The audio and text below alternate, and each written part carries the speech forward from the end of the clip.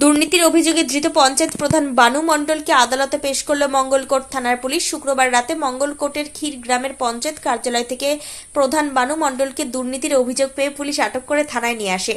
মঙ্গলকোটের বিধায়ক শিশির ঘোষের অভিযোগের ভিত্তিতে জল প্রকল্পের বরাদ্দ করা সাবমার্সিবল পাম্প সহ সরঞ্জাম বিক্রি এবং বেআইনিভাবে লক্ষ লক্ষ টাকার গাছ বিক্রি করে টাকা আত্মসাতের অভিযোগে প্রধানকে পুলিশ শনিবার গ্রেপ্তার করে। পাম্প মেশিনের সরঞ্জাম 10 লক্ষ টাকায় বিক্রি হয়েছে এই কথা প্রধান স্বীকার করেন। 7 দিনে নিজেদের হেফাজতের চেয়ে মঙ্গলকোট পুলিশ ধৃত প্রধান বানু মণ্ডলকে কাটোয়া মহকুমা আদালতে পেশ করলে বিচারক 3 দিনের পুলিশি হেফাজতের নির্দেশ দিলেন। কাটোয়া থেকে শঙ্কু কর্মকারের report, crime press Bengal news. বলছি আপনাকে ধরলো কেন? হ্যাঁ, পঞ্চায়েতের কি চুরি করেছেন?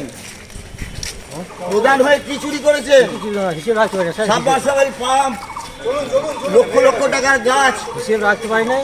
একটা কথা হচ্ছে হিসেব রাখতে পারি না। হিসেব রাখতে পারেন? তাকে চুরি করতে সাহায্য করেছিলেন?